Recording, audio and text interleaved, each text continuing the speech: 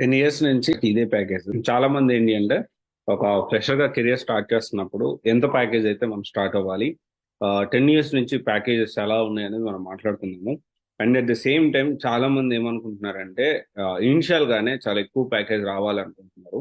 So ఎంఎన్సీలో ఎలా ఉంటుంది, startup companies లో ఎలా ఉంటుంది, మిడ్ లెవెల్ కంపెనీస్ లో ఎలా ఉంటుంది అనే దాని గురించి మనం ఇక్కడ ఈ వీడియోలో చాలా డీటెయిల్ గా మాట్లాడుకుందాం. అంటే ఇంత ప్యాకేజ్ కి మనం జాయిన్ అవ్వచ్చా అవ్వకూడదా దాని గురించి కూడా మనం డెఫినెట్లీ డిస్కస్ చేసుకున్నాము. అండ్ లాస్ట్ 10 ఇయర్స్ నుంచి ఎంఎన్సీలో అయితే మినిమం ప్యాకేజ్ అనేది 3 lakhs గానే ఉంది. ఇదైతే చేంజ్ కాలేదు.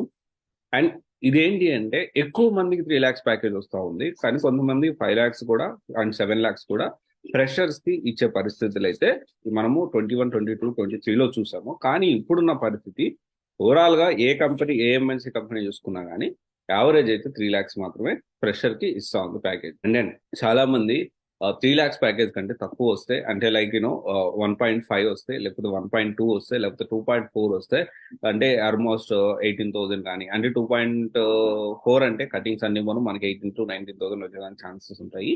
అండ్ బేస్డ్ ఆన్ కటింగ్స్ అవన్నీ మాట్లాడుకుంటే ఇక్కడ ఈ అంటే 18,000 ప్యాకేజ్ తో నేను ఉద్యోగం చేయాలా? ఇక్కడ ఏంటి అంటే మనం ఎప్పుడైనా ఓకే, 18,000 అయినా కానీ, 10,000 అయినా కానీ, ఇనిషియల్ ఫ్రీ అయినా కానీ, మనం ఎప్పుడైనా ఒక పాత్ను చూస్ చేసుకునేటప్పుడు ఫ్యూచర్ లో ఎలా ఉంది, ఫ్యూచర్ లో అంటే ఈ డొమైన్ నేను ఇప్పుడు తీసుకుంటే నెక్స్ట్ 5 years లో ఎంతవరకు రీచ్ అవుతుంది అనేది విషయం ఖచ్చితంగా ఆలోచించాలి. ఇంకొక విషయం ఏంటి అంటే చాలా మంది ఏం చేస్తారంటే ఒక ప్యాకేజ్ ఏదైతే ఉందో జాబ్ లో జాయిన్ అయ్యేటప్పుడు స్టార్టింగ్ లోనే వాళ్ళకి ఎక్కువ ప్యాకేజ్ వస్తూ ఉంటుంది. లైక్ 30, 35, లేకపోతే విత్ ఇన్ 6 months లోనే 35, 40,000 వస్తూ ఉంటుంది. ఏంటి యూఎస్ ఐటీ రిక్రూటింగ్ లో వచ్చేదానికి ఛాన్స్ ఉంది. యూఎస్ కానీ యూకే ఐటీ రిక్రూట్మెంట్ స్టాఫ్ కి ఇలా వచ్చేదానికి ఛాన్స్ ఉంటుంది.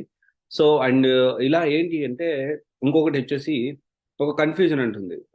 ఎంఎన్సీలో ఏమో నాన్ ఐటీలో 3.5 lakhs ప్యాకేజ్ తో మనకి కెరియర్ స్టార్ట్ చేయొచ్చు.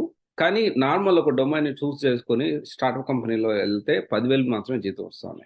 ఈ రెండిట్లో ఏది చూస్ చేసుకోవాలంటే చాలా మంది తెలియక ఎక్కువ ప్యాకేజ్ కాబట్టి నేను ఎంఎన్సీ జాబ్ ని నాన్ ఐటీ అయినా కానీ, నాన్ టెక్నికల్ అయినా కానీ నేను జాయిన్ అవుతాను చెప్పి జాయిన్ అయిన తర్వాత ఒక 5 years తర్వాత తెలుస్తుంది, రిగ్రెట్ ఫీల్ అవుతాను.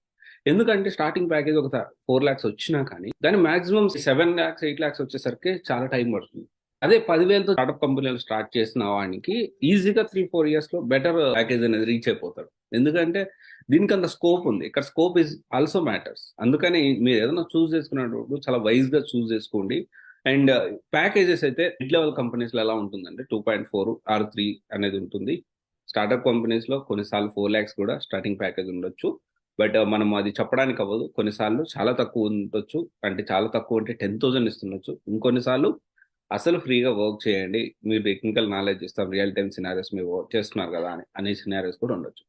ఇక్కడ ఫస్ట్ 3 years మనం ఆలోచించాల్సిన విషయం ఏంటి అంటే ఓన్లీ ఫ్యూచర్, నేను ఇప్పుడు ఎంచుకున్న డొమైన్ ఫ్యూచర్ ఎలా ఉంటుంది, ఫ్యూచర్ లో నేను ఏ విధంగా ముందుకు వెళ్ళొచ్చు అనే విషయాన్ని మనం ఖచ్చితంగా పరిగణలోకి తీసుకోవాలి. వైజ్ గా చూస్ చేసుకోవాలి. ఎక్కువ ప్యాకేజ్ ఇచ్చిందని కంపెనీలో ఎప్పుడు జాయిన్ అవ్వద్దు.